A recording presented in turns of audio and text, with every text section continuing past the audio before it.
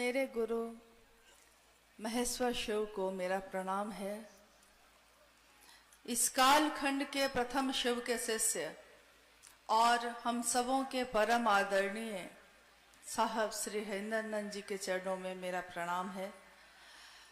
शक्ति स्वरूपा दीदी नीलम आनंद जी के चरणों में मेरा प्रणाम है।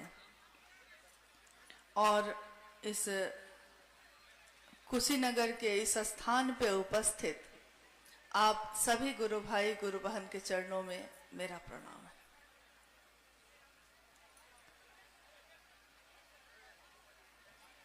आज हम सबों का परम सौभाग्य है कि अपने गुरु शिव की बात के लिए आपसे मिलना हो पाया और जीवन में ये पल आया जब हम सब एक जगह बैठकर अपने गुरु शिव की बात सुन रहे हैं, बोल रहे हैं।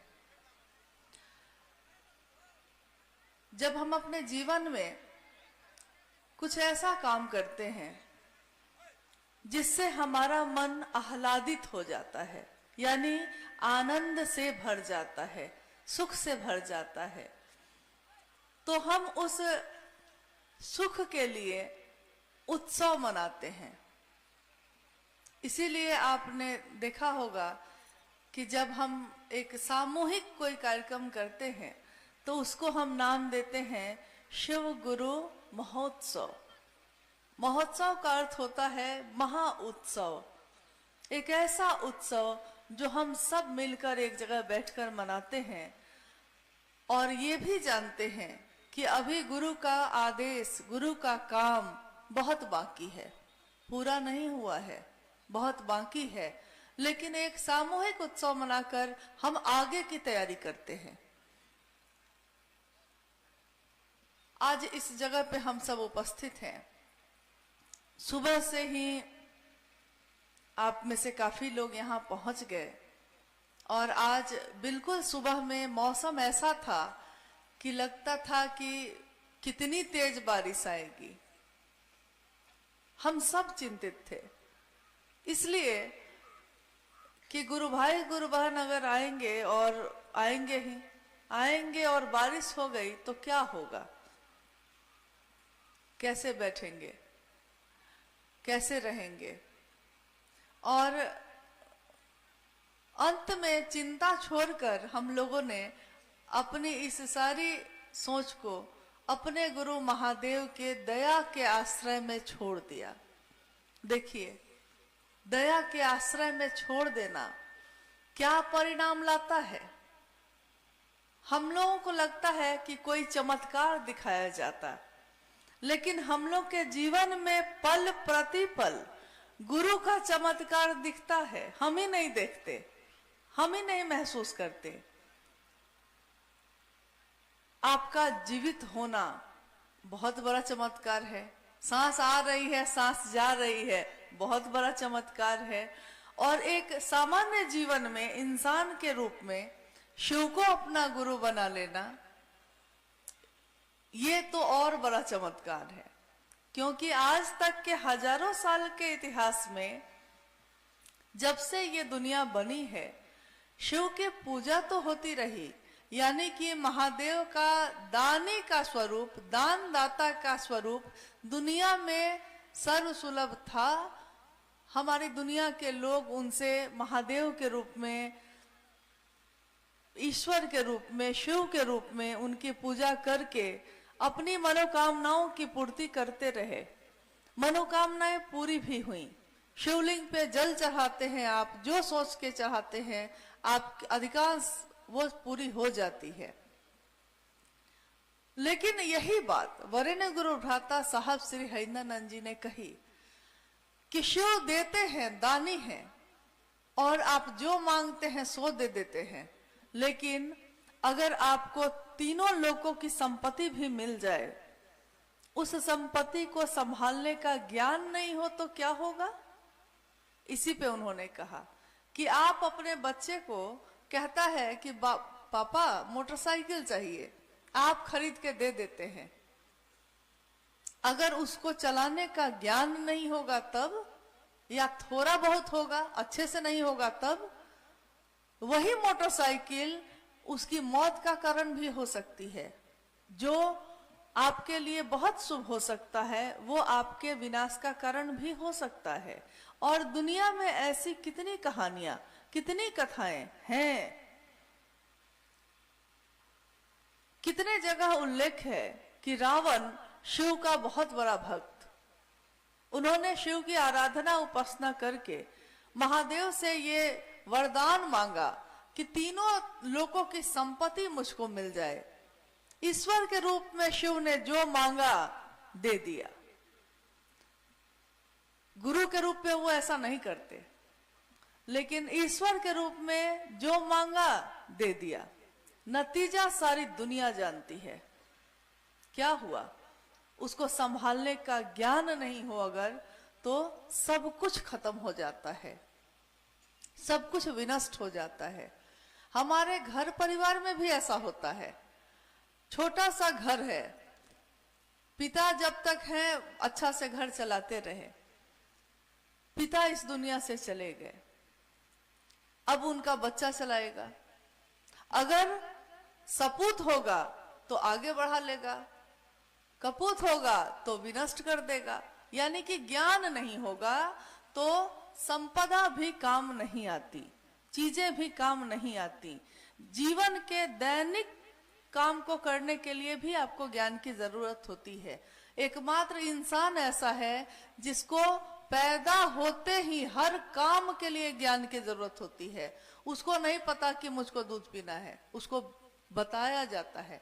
उसको नहीं पता, जब वो बड़ा होता है थोड़ा, उसको नहीं पता होता है कि काका आयल बरन तो उनका गोड़ छुए के बाद बतावे के पड़ेला, काका बरन, बाबा बरन, गोड़ छुआ बबुआ, बताना पड़ता है।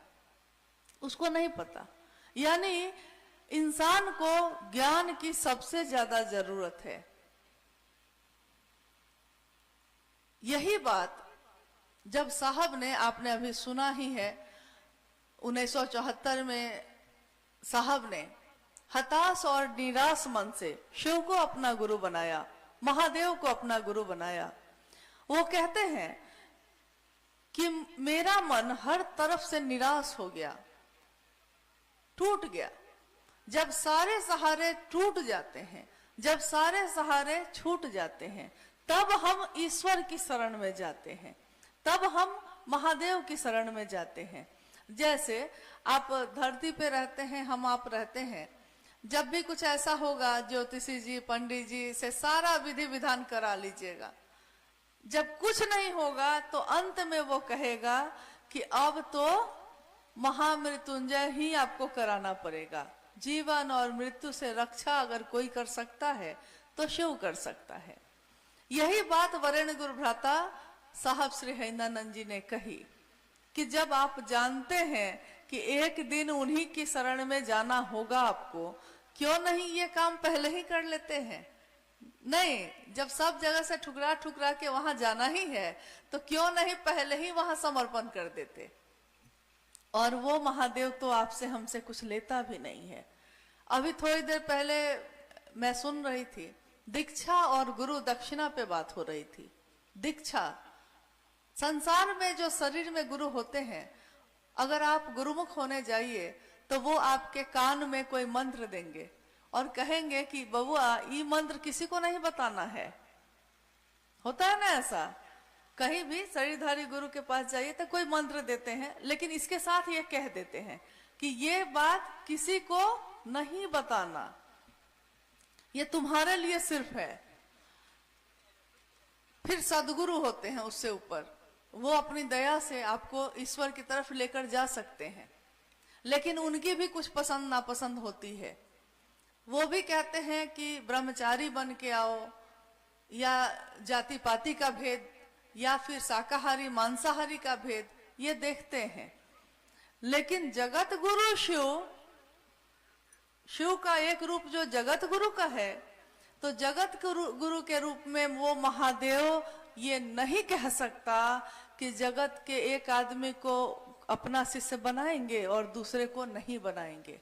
साहब ने कहा कि मात्र आपका ये विचार, मात्र आपकी ये सोच कि शिव मेरे गुरु हैं आपको शिव की तरफ बढ़ाना शुरू कर देता है।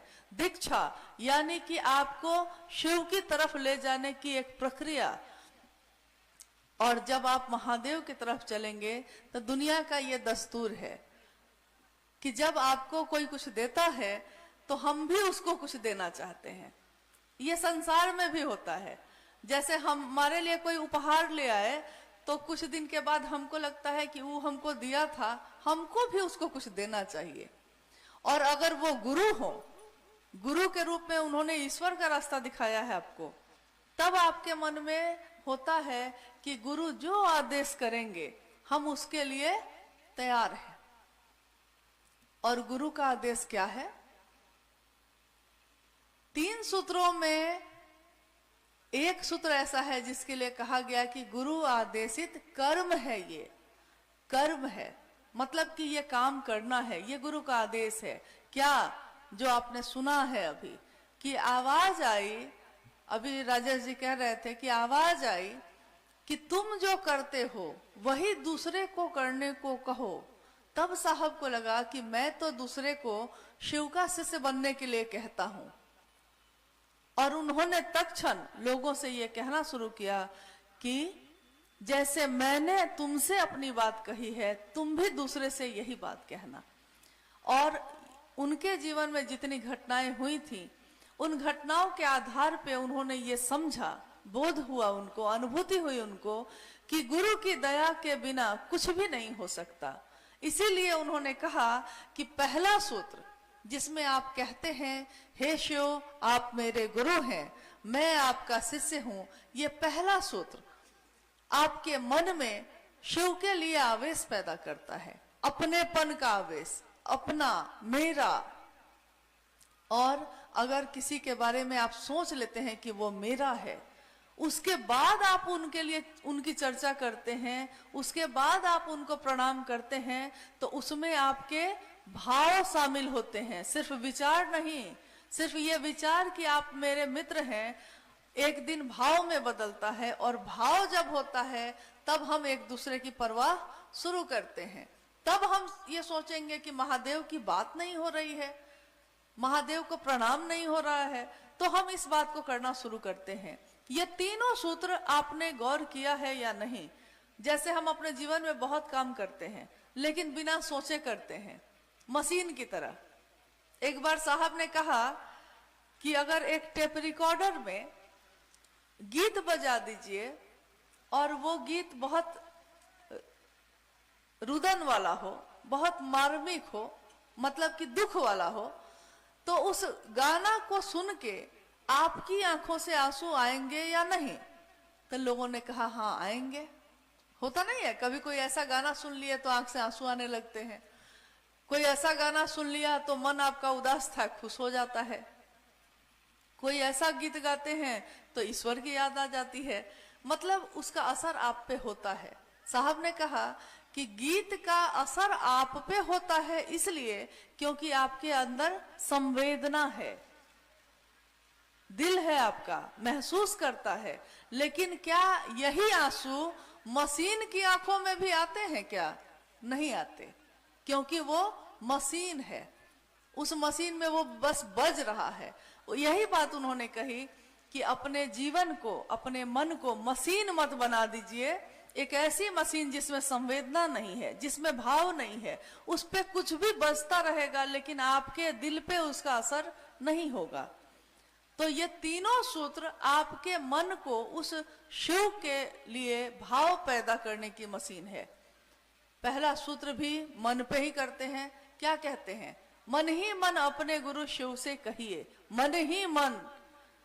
दूसरे सूत्र में अगर मन आपका महादेव के घेरे में नहीं होगा तो आप महादेव की चर्चा कर सकिएगा? नहीं कर सकिएगा। सुनने वाला का मन इधर उधर हो सकता है, लेकिन अगर बोलने वाले का मन इधर उधर हो गया तो वो महादेव की बात नहीं कर सकेगा। यानी दूसरे सूत्र में भी आपका मन शिव पे टिका होना चाहिए। तीसरे सूत्र में भी साहब ने कहा कि अपने गुरु शिव को मन ही मन प्रणाम करो, उन्होंने कहा कि मन की गति सबसे तेज होती है। अभी हम लोग सबको यहाँ बैठे हैं, अभी हमने सोचा है कि लखनऊ पहुंच गए, सोचे और पहुंचे, हुआ कि नहीं ऐसा? लेकिन शरीर से जाने में आपको समय लगेगा। आपने सोचा कि घर, सोचा और घर पहुंचे, घर जाने में आपको शरीर से समय लगेगा।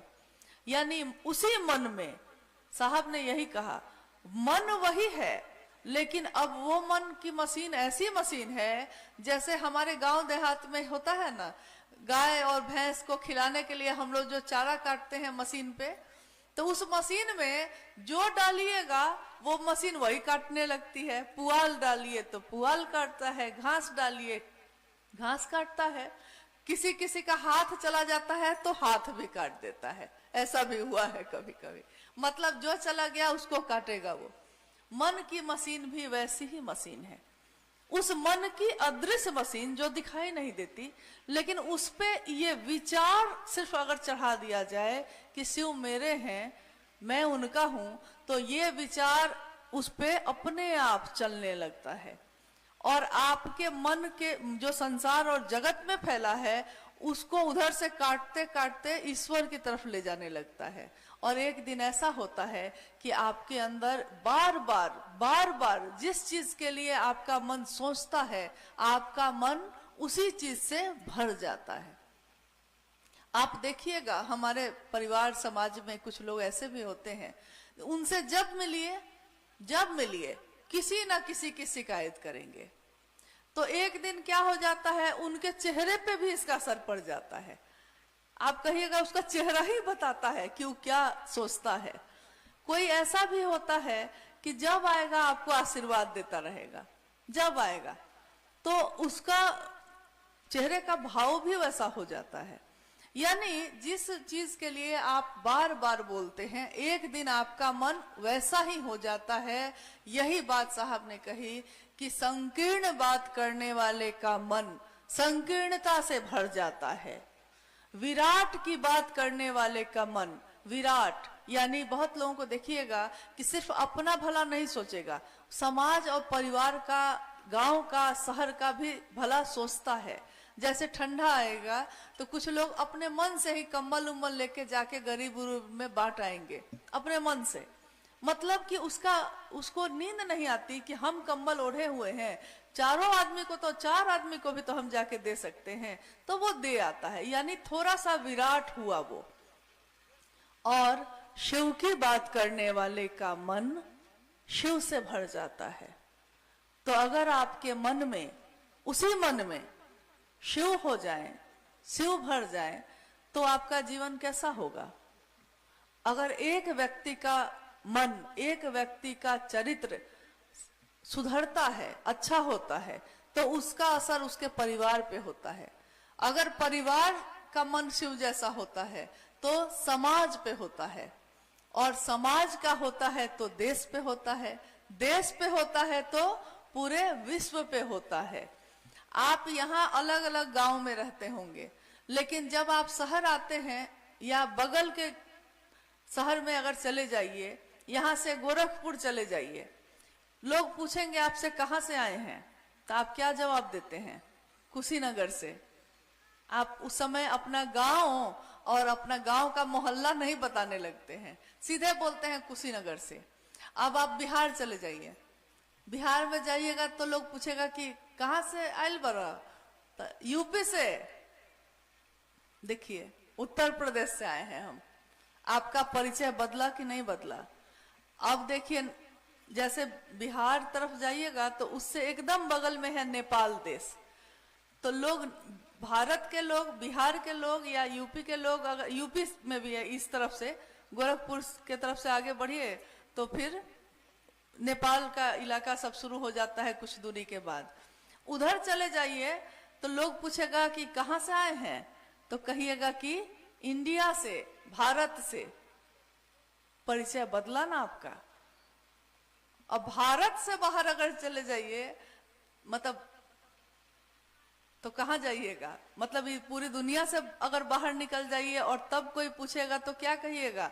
तब कहिएगा पृथ्वी ग्रह से आए हैं मंगल ग्रह पे जाके। नहीं, और सोचिए, हमारे गुरु शिव, जिनके बारे में ये दुनिया, ये शास्त्र, हमारे पूर्वज, हमारे ऋषि मुनि ये कहते हैं कि उनकी इच्छा मात्र से ये सृष्टि बनी है। शिव ने इच्छा की और सृष्टि बनी। हम भी इच्छा करते हैं, आप भी इच्छा करते हैं। भाई, आपकी इच्छा में कितना बल है। हम यहाँ तक कि ये भी इच्छा अगर करेंगे कि मिठाई खानी है, उसके लिए भी हमको कर्म करना पड़ता है, दुकान पे जाना पड़ता है, खरीदना पड़ता है, या घर में उसको बनाना पड़ता है। लेकिन सोचिए, हमने और आपने किसको अपना गुरु बनाया है? शिव को, महादेव को। और शिव के अनेक रूप इस धरती पे हैं। शिव में कोई रूप है तो धरती पे ये रूप है। शिव महाकाल है तो धरती पे कोई है। शिव महाकपालिक है तो कपालेश्वर के रूप में उनकी पूजा होती है और कपालिक लोग का एक पंथ चलता है। शिव महायोगी, आदि योगी हैं, तब योग इस धरती पे योगी लोग आते हैं और योग की प्रथा शुरू होती है। शिव जगत गुरु हैं, तब धरती पे कोई गुरु है, कोई सदगुरु है, कोई गुरु है। अगर वो नहीं होता तब, अगर उसने इच्छा नहीं की होती तब, तो एक इच्छा हमारे गुरु शिव ने भी की। और इसके साथ साथ उन्होंने इस धरती पे रहने के लिए बहुत लोगों की रचना की। बहुत लोग, पेड़ पौधे, फूल पत्ती, पशु पक्षी और इंसान, हर रचना को देख लीजिए। सबसे सुंदर रचना उसमें कौन है? इंसान, मानव। क्यों है? क्योंकि एकमात्र इंसान में ही ये संभावना है। वो एक ऐसा बिया है जिसमें ये संभावना है कि इस बिये से एक दिन बहुत बड़ा बरगद का पेड़ हो सकता है। इस बिये को अगर लगा दिया जाए धरती में तो ये मामूली सा बिया, ये दिखने में जो मामूली लगता है ना, अभी उठा के आप हाथ से मसल दीजिएगा उसको तो मसल दिया जाएगा वो। लेकिन अगर उसको धरती पे लगा दिया आपने तो वो धरती का सीना फाड़ के निकलता है और एक दिन ऐसा हो जाता है कि आप उसकी जड़ को हिला नहीं सकते हैं। तो इंसान में ये संभावना होती है कि वो शिव हो सकता है। हमारे वर्ण गुरुभ्राता साहब हरिंदरानंद जी और दीदी नीलमानंद जी ने शिव और शक्ति को हमने नहीं देखा है, आंखों से नहीं देखा, महसूस करते हैं। लेकिन धरती पे जो उनके लोग आए, जिनको हम साहब और दीदी कहते हैं, जो शिव के लोग आए, धरती पे शिव को स्थापित करने हर दिल में आए, उनको जब हम लोगों ने देखा तो हमें लगा कि ऐसा ही प्रेम, ऐसी ही बात उस महादेव और भगवती में भी होती होगी। देख के हम लोग समझते हैं ना, क्यों? क्योंकि कोई गुरु होगा तो उसका शिष्य भी उसके जैसा होगा। कहा भी गया है कि शिष्य से गुरु को पहचाना जाता है। जैसे कोई संत हो अगर, तो उसकी ऊंचाई आप नहीं नाप सकते, कितना बड़ा संत है, कितना बड़ा योगी है। लेकिन अगर कोई गुरु है तो आप उसकी ऊंचाई नाप सकते हैं। कैसे? उसके शिष्यों को देखकर। हम अपने बच्चा को भेजते हैं पढ़ने के लिए, अगर बच्चा पास कर गया, फर्स्ट कर गया, तो हम क्या कहते हैं कि बच्चा मेहनत किया था। हम कहते हैं कि जानते हैं उस स्कूल का मास्टर बहुत बढ़िया है, मास्टर बहुत बढ़िया है, उसने इस एकदम बेवकूफ बच्चे को भी ऐसा पढ़ाया कि फर्स्ट कर गया। अगर बच्चा फेल कर जाए तब कहते हैं कि मास्टर ही अच्छा नहीं मिला। देखिए, एक दिन रांची में साहब ने, कुछ लोग जब उनसे मिलने आए तो उनसे पूछा कि एक बात बताइए, आप अपने शहर में जब कहीं जाते हैं, आप लोग मंडली टोली बना के जाते होंगे महादेव का काम बढ़ाने के लिए। तो लोगों ने कहा जी। साहब ने कहा कि आप लोगों को देखकर वहां के लोग क्या कहते हैं? तो लोगों ने बड़ा खुश होके कहा, जी कहते हैं शिव चर्चा वाले आए हैं। साहब ने कहा, क्या आपको देख के ये कहते हैं शिव चर्चा वाले आए हैं? और ये बात साहब को काफी दुखी कर गई।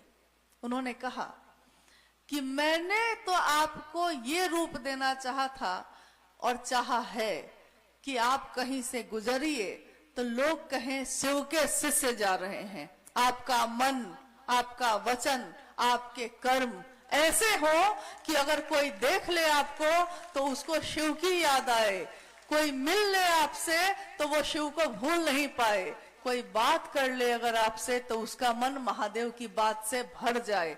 ये दूसरा सूत्र जो है गुरु आदेशित कर्म है, इसमें साहब ने साफ कहा है कि कभी एक आदमी से भी बात कीजिए तब भी, साप्ताहिक चर्चा में बात कीजिए तब भी, बहुत बड़े बड़े महोत्सव में भी बात कीजिए तब भी, आपकी नीयत एक ही होनी चाहिए। क्या? स्वयं यानी मैं खुद, समूह यानी जो सुनते हैं, जो बोल रहा है वो, जो सुन रहा है वो, दोनों का मन शिव भाव से भर जाए, शिव के सिवा कुछ याद नहीं आए, तो आपकी शिव चर्चा का महत्व है, तब आपकी शिव चर्चा सफल हुई, परिणाम आया इसका। और सही है, ये बात आज तक हम लोगों ने सोची ही नहीं कि हमसे कहां भूल हो रही है, हमसे क्या व्यापार कर रहे हैं हम शिव का। क्योंकि मोहब्बत में व्यापार नहीं होता। हम अगर मेरा बेटा है, हम उसका व्यापार करेंगे? कभी नहीं कर सकते। मेरा भाई है, हम बेचेंगे उसको जगत में ले जाकर? नहीं बेचते। यही बात साहब ने कही कि जगत को बेचकर जगत को खरीदने का रिवाज तो बहुत पुराना है। धान देकर राशन ले आना, गेहूं बेच के पैसा मिला तो घर का सामान खरीद लेना, जगत को बेचकर जगत को खरीदना, यह रिवाज तो बहुत पुराना है। इसमें कोई दिक्कत नहीं है। इसमें आपको झूठ भी बोलना पड़ सकता है, थोड़ी बेईमानी भी करनी पड़ सकती है। महादेव की नजर में इन बातों का कोई मोल नहीं है। ऐसे ही वो महादेव थोड़े ही है, लेकिन शिव के लिए नहीं करिए ऐसा, महादेव के नाम पे मत करिए। क्योंकि आज तक धरती पे महादेव के नाम पे लोगों ने महादेव को बेचा है। क्या शिव के शिष्य भी ऐसा ही करेंगे? अपने गुरु का नाम बेचेंगे? आज हम लोग को इस बात को जरूर सोचने की जरूरत है। जिस काम को करते करते हमारे साहब दीदी अपने जीवन की आहुति, अपने प्राण, अपने तन को देकर चले गए हैं, उनकी ऊर्जा आपके अंदर, मेरे अंदर, सबके अंदर आज चल रही है। हम उनकी बात को दोहराते हैं तभी कोई आपकी बात को सुनता है। उन साहब दीदी का स्मरण मत भूलिए। वो चाहते तो क्या वो जो चाह लेते उनको उपलब्ध नहीं होता? करोड़ों लोग उनकी बात पे खड़े होने वाले हैं। करोड़ों लोग ऐसे हैं जो साहब एक बार जो कह देंगे सब करते। लेकिन उन्होंने कहा, मैंने अपने लिए अपने शिव को नहीं बेचा, मैंने शिव के लिए शिव की बात की, मैंने शिव को चाहा और अपने गुरु को ऐसा चाहा कि दुनिया आज देखती है। आप भजन में गाते हैं, आप गीत में गाते हैं, ये दुनिया किसकी है? हरिंदर की दुनिया। हाय रे ये दुनिया, हरिंदर की दुनिया। एक हरिंदर निहाल सारी दुनिया। एक शिव के शिष्य ने करोड़ों दिए जला दिए हैं। साहब ने आपसे, हमसे बस इतना ही चाहा कि शिव शिष्य चाहिए उनको। उन्होंने सबसे यही कहा, आप मिठाई क्यों लाते हैं, आप मेरे लिए कपड़े क्यों लाते हैं, मुझको अगर दे सकते हैं तो एक शिव का शिष्य दीजिए और मुझको कुछ नहीं चाहिए। सोचिए, जिस साहब दीदी ने ऐसी चाहत रखी, हम जिसकी संगत लेते हैं हमारा मन भी उसके जैसा हो जाता है। हमने उनकी कैसी संगत ली जो हमारा मन ये नहीं सोच रहा, हमारा मन ये नहीं चाह रहा। एक गुरुजी की गुरुकुल की परंपरा पहले बहुत चलती थी, आश्रम था। एक दिन गुरु को लोगों ने कहा कि आप बूढ़े हो गए गुरुजी, और अब आपको किसी को आगे करना चाहिए ताकि बाद में भी कोई संभालता रहे। तो गुरु ने कहा कि इस योग्य कोई दिख नहीं रहा है, किसको चुनूं? तो उन्होंने अपने शिष्यों की परीक्षा ली। परीक्षा लेते लेते लेते लेते उसमें पास करते करते दो विद्यार्थी बचे, 2 शिष्य उनके बच गए। अब उसमें वो निर्णय नहीं कर पा रहे थे कि अब ये दोनों में से किसको चुने। दोनों बराबर था। तो उन्होंने एक युक्ति सोची, एक उपाय सोचा। उन्होंने दोनों शिष्यों को बुलाया और कहा कि मैं कुछ दिनों के लिए जा रहा हूं बाहर, और जब मैं वापस आऊंगा तो एक अपनी अमानत मैं दे के जाता हूं, ये जो मैं दूंगा तुमको, ये मुझको वापस लौटने पे लौटा देना। और उन्होंने गेहूं की 2 थैली तैयार की, गेहूं के दाने की। दोनों शिष्यों को एक एक थैली दे दी और गुरु चले गए।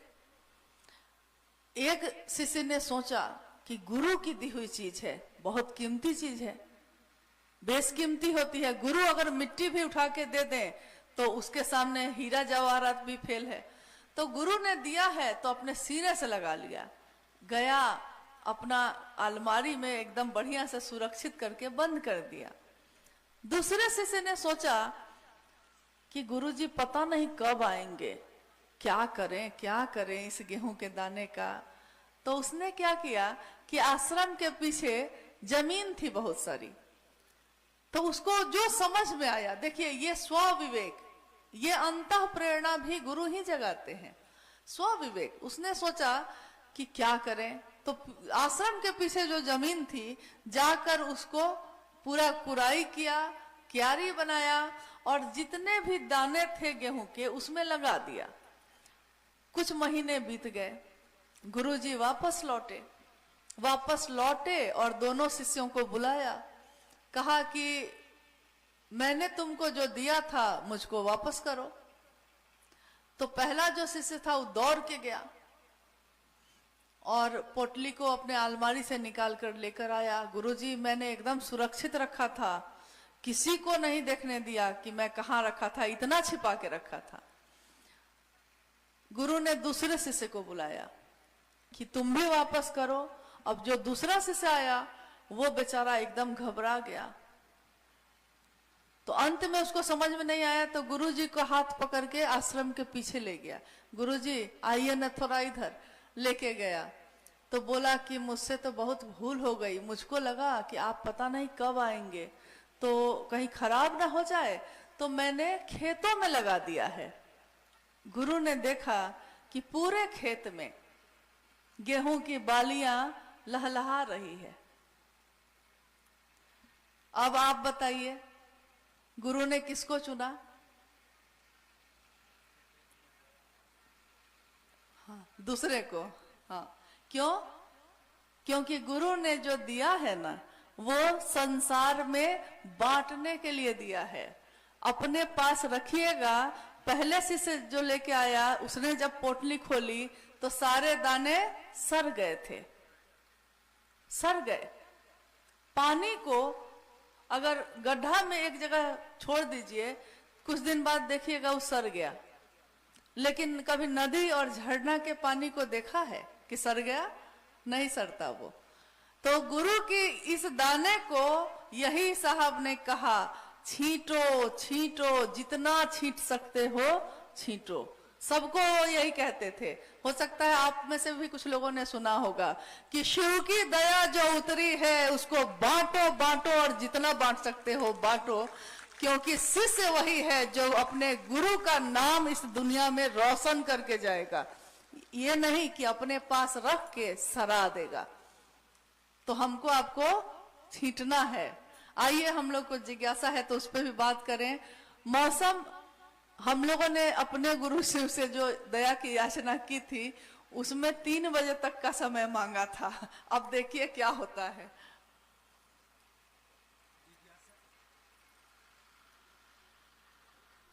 इसको ले लीजिए,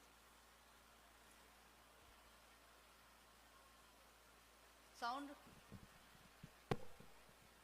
जिज्ञासा है, शिव शिष्य होकर व्यक्ति के लौकिक पारलौकिक मनोरथ स्वतः पूर्ण होते हैं, इस पर प्रकाश डालने की कृपा किया जाए। शिव का शिष्य होकर व्यक्ति के लौकिक यानी जो जगत की चीजें हैं, वो पारलौकिक जो ईश्वर की तरफ चलने का रास्ता दिखाता है, वो चीजें आध्यात्मिक चीजें भी उपलब्ध होती हैं, सिद्धियां, साधना, उपासना, मंत्र का साधना, ये सब भी उपलब्ध होता है। और धरती पे जो चीज आप चाहते हैं वो चीज भी आपको उपलब्ध होती है, यानी लौकिक और पारलौकिक दोनों चीजें आपको मिलेंगी शिव का शिष्य होकर। लेकिन कैसे मिलेंगी ये तो गुरु बताएंगे। तो जैसे आप दुनिया में जब रहते हैं तो आप 50 गाड़ी घर गोरा बनवाते हैं, किसके लिए? ये कहने के लिए कि लोग दुनिया में जाने कि मैं कितना बड़ा आदमी हूं, यानी सम्मान के लिए। यही साहब ने कहा दुनिया का सबसे बड़ा भोग क्या है, तो वो सम्मान है। अगर सम्मान नहीं मिला आपको तो सारा दिन आपका मन खराब हो जाएगा। यही उन्होंने कहा कि आप शिव का नाम लेकर कहीं भी जाते हैं, आपको किसी भी घर में रहने को मिल जाता है, कहीं भी भोजन मिल जाता है। लेकिन इन सारी चीजों के बाद बताइए जरा, जो शिव को चाहेगा वो शिव के सिवा और क्या चाहेगा? आज आप शिव को चाहते हैं, शिव आपको अच्छे लगते हैं, प्रिय लगते हैं, आपके घर में आप आराम से सोते, लेकिन आप घर में आराम से सो नहीं पाते, आप निकल जाते हैं। नहीं, अरे बारिश अभी नहीं आएगी और आएगी भी अगर तो बरखा आ गई है, तो अब की जो बरखा आई तो आएंगे सजना, सजना आएंगे, यानी महादेव हमारे साहब दीदी। और इतनी छोटी, अभी तो बरसी भी नहीं है, लेकिन इतनी छोटी छोटी बात पे हलचल है। सोचिए, जरा सी चली मलय की झोंक, थोड़ी सी हवा तेज होती है और जो नाव चलाता है ना नाविक, उसकी नाव डगमग डगमग होने लगती है। जरा सी चली मलय की झोंक तेरी डगमग डोली नाव, लेकिन ये कहता है आकाश अभी तो बहुत रातें बाकी हैं, जीवन में अभी बहुत झंझावात बाकी है। लेकिन हमारे गुरु महादेव, जिनका एक रूप महाकाल का है, काल को भी जिससे भय लगता है, अपने शिष्यों का मिजाज, अपने शिष्यों का मन ऐसा बनाते हैं कि लाख झंझावात आते हैं, लाख तूफान आते हैं, लाख बाधाएं और परेशानियां आती हैं, लेकिन वो कहता है कौन सी बड़ी बात है, ये भी गुजर जाएगा। ये मिजाज आपके गुरु शिव ने बनाया है और किसी ने नहीं। लेकिन उस शिव को याद रखिएगा, वो ग्रंथों में थे, वो किताबों में थे, हमारे दिल में नहीं थे। दुनिया में शिव के और भी शिष्य आए, मंदिरों में शिव की स्थापना हुई, शिव की स्थापना मानव के मन में नहीं हो सकी। तो आज इस कालखंड में हम कहते हैं, इस कालखंड के प्रथम शिव शिष्य साहब हरिंदरानंद जी और दीदी नीलमानंद, यानी कि इस काल में जो आए शिव के शिष्य। दुनिया ने इतिहास में पहले ये कहा कि कलयुग एक ऐसा युग होगा जिसमें महेश्वर और चंडी की पूजा होगी। लेकिन वो युग कैसा होगा? वो युग ऐसा होगा जिसके बारे में पूर्व में कहा गया कि कलयुग एक ऐसा युग होगा जिसमें पाप का मतलब भंडार होगा, पाप ही पाप होगा, अनाचार ही अनाचार होगा। तो साहब ने एक दिन कहा कि जिसने भी कही होगी ये बात गलत नहीं है, सही है, क्योंकि छोटा मोटा बीमारी तो कोई भी डॉक्टर ठीक कर लेता है, लेकिन जब बड़ी बीमारी होती है तो उस सबसे बड़ा डॉक्टर वैद्य राज महादेव ही ठीक कर सकता है। तो हम नमन करते हैं इस कलयुग को जिसमें हमने अपने जन्म लिया है, हमारे गुरु शिव हुए हैं। ये मानव तन शिव को पाकर अपने सर्वोत्तम पक्ष को उजागर कर रहा है। आप जहां भी जाएं, क्या करें, समाप्त करें, क्या समाप्त किया जाए ताकि आप लोग अब सुरक्षित अपने घर को लौट जाएं? ठीक है, चलिए एक जिज्ञासा हम लोग और कर लेते हैं। लोग भगवान को सदियों से पूजते आ रहे हैं, आज गुरु की बात हो रही है, भगवान और गुरु में क्या अंतर है? कृपया समझाने का प्रयास किया जाए। हाँ, जिज्ञासा है कि भगवान और गुरु में क्या अंतर है। अभी थोड़ी देर पहले हम लोगों ने कहा है इस पे कि भगवान के रूप में वो जो आप मांगते हैं आपको दे देता है। दानी है ना, बहुत बड़ा भोला है, भंडारी। लेकिन गुरु के रूप में वो वही देगा जो आपके लिए अच्छा होगा। वो हर चीज आपको नहीं देता। मास्टर हर चीज आपको नहीं छोड़ देगा करने के लिए। तो यही अंतर है, गुरु के रूप में वो विवेकपूर्ण आपको दान देगा, ईश्वर के रूप में कुछ भी देते हैं। एक एहसास जो दिल करता है, जो दिमाग करता है, थोड़ा सा भी हम अगर करते हैं तो उसमें हम पाते हैं कि भगवान शिव की शिष्यता का अप्रतिम स्वरूप जो धरती पे उतरा है।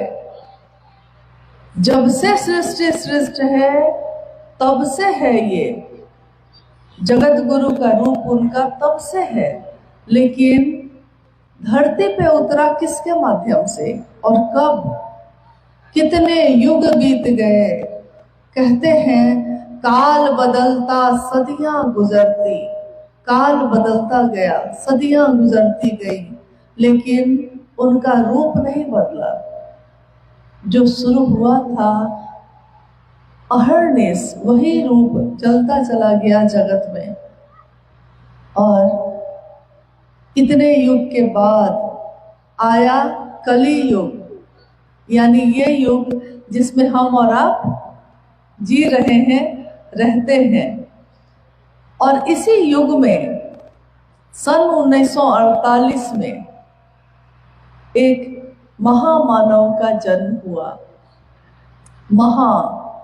महा शब्द जिसके साथ लगा है, यानी कि मानव के आध्यात्मिक उन्नयन का चरमोत्कर्ष, चरम जो होगा, वो जहां जाके ठहर जाता है, उस ऊर्जा को जो मानव तन में आया है, उसको हम कहते हैं महामानव। तो महामानव हरिंद्रानंद जी का जन्म हुआ सिवान के अमलोरी गांव में 31 अक्टूबर 1948 को सुबह जन्म हुआ।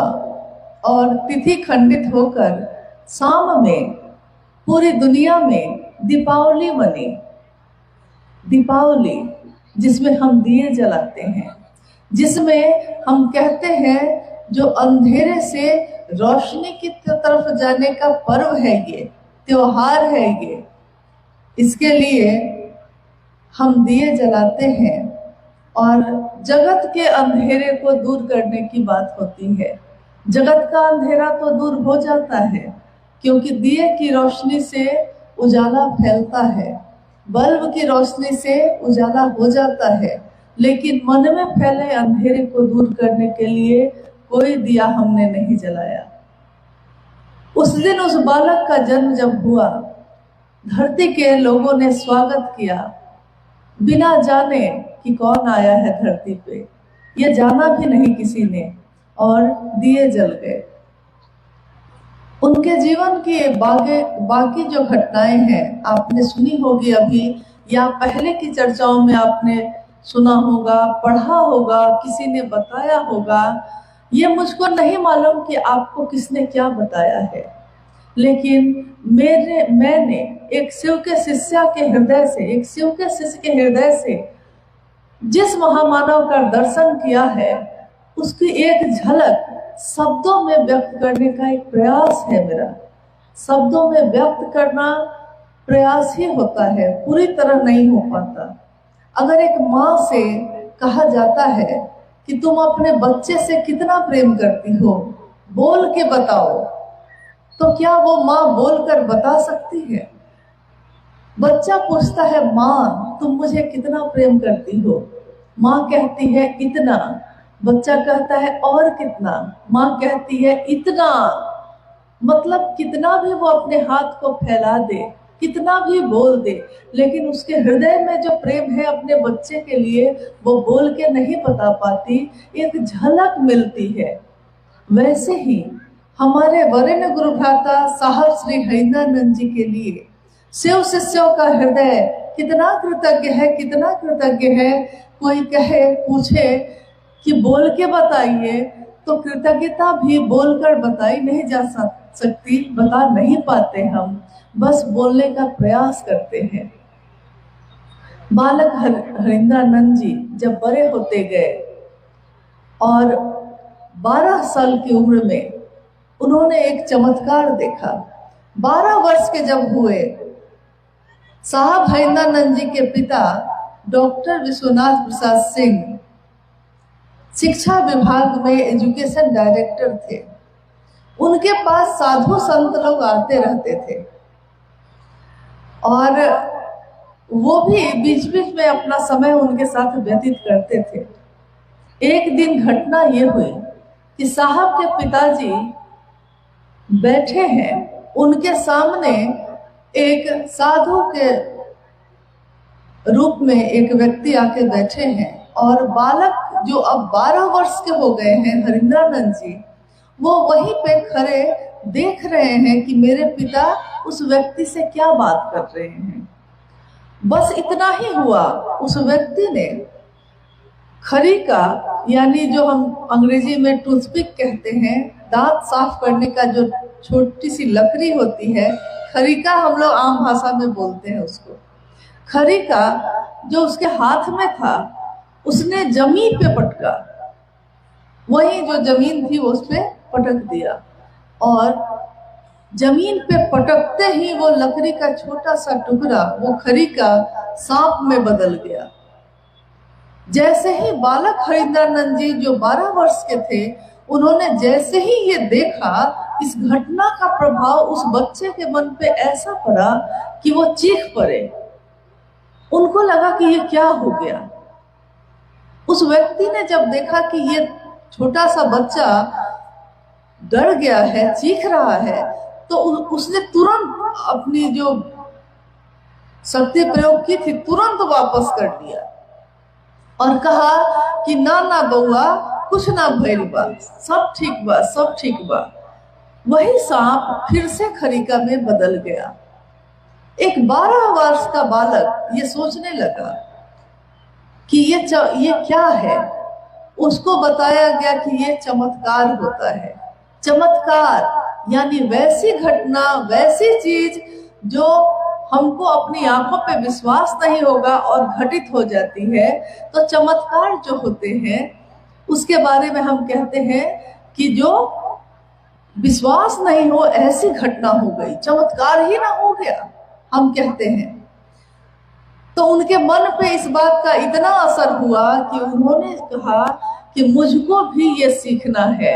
एक 12 वर्ष का बालक ये कहता है कि मुझको चमत्कार सीखना है, क्योंकि उसके मन में, उसके जीवन में चमत्कार सीखना बहुत बड़ी बात है। जैसे हमारे घर में बच्चे के लिए आप कहिएगा कि चावल खा लो, दाल खा लो, सब्जी खा लो, और वो कहेगा कि नहीं चॉकलेट खाएंगे, उसके लिए चॉकलेट बहुत बड़ी चीज है। लेकिन आप माँ हैं, पिता हैं, आप जानते हैं कि भोजन की जरूरत क्या होती है। बच्चा नहीं जानता, उसके लिए वो टॉफी, वो चॉकलेट, वो बैलून, उस बच्चे के लिए वही सबसे बड़ी चीज होती है। आध्यात्म की धरती पे पहला कदम था वो। और बालक हरिंद्रानंद जी ने सोचा कि मैं अब चमत्कार सीखूंगा। एक तरफ उनके घर में शिक्षा का माहौल था, यानी उनके पिता शिक्षा विभाग के पदाधिकारी थे, उनके बाकी भाई बहन पढ़ाई करते रहते थे, घर में शिक्षक लोगों का आना जाना रहता था। कभी कभी मैंने देखा है कि किसी घर में अगर शिक्षक हो, कोई मास्टर है, तो वो अपने बच्चे को इतना बोलेगा पढ़ने के लिए कि बच्चा भी परेशान हो जाता है। और वो पिता कहता है कि अरे भाई, तुम्हारा पढ़ना बहुत जरूरी है, अगर तुम बढ़िया से पास नहीं किए तो लोग कहेंगे कि मास्टर साहब का बेटा ही नहीं पास किया तो हमको क्या पढ़ाते हैं। और सोचिए, साहब के पिताजी तो शिक्षा विभाग के सबसे बड़े पद पे थे, तो उनको लगता था कि मेरा बड़ा बेटा बर्बाद हो गया। जैसे ही कोई ईश्वर की बात करता है तो दुनिया यही समझती है कि ये तो बर्बाद हो गया, अब ये किसी काम का नहीं रहा। सच भी है जब इश्क हमें हो जाता है, जब प्रेम हमें हो जाता है, तो हमें दुनिया की सुध-बुध नहीं रहती। तो वो पहला कदम उनका, इसके लिए उन्होंने बारी बारी से कितने लोगों को अपना गुरु बनाया।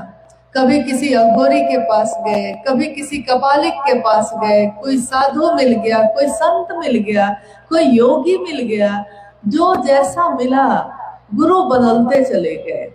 एक गुरु के पास जाते, उससे सीखने की कोशिश करते, लेकिन फिर जब उससे भी नहीं सीख पाते तो दूसरे गुरु के पास जाते। एक तलाश शुरू थी उनके जीवन में, एक चमत्कार सीखने की तलाश, चमत्कार जिसकी तलाश में वो घूम रहे थे। कितने लोगों को उन्होंने गुरु बनाया, लेकिन ये तलाश पूरी नहीं हो सकी, ये प्यास नहीं बुझ सकी। और प्यास किसकी बुझती है? जिसको बहुत तेज प्यास लगी हो, वो कोई ना कोई तरीका निकाल लेता है। जैसे एक जंगल के रास्ते में एक व्यक्ति जा रहा था, रास्ते में उसको प्यास लगी, उसने पानी की तलाश की, एक कुआं भी मिला, लेकिन कुआं से निकालने के लिए रस्सी और बाल्टी नहीं थी। प्यास लगी थी, लेकिन रस्सी बाल्टी नहीं मिली, तो वो छोड़कर आगे बढ़ गया। उसके थोड़ी देर बाद दूसरा व्यक्ति भी आया, लेकिन पहले की प्यास ऐसी थी कि पानी नहीं मिला तो छोड़कर आगे बढ़ गया। प्रयास थोड़ा सा किया, छोड़ दिया।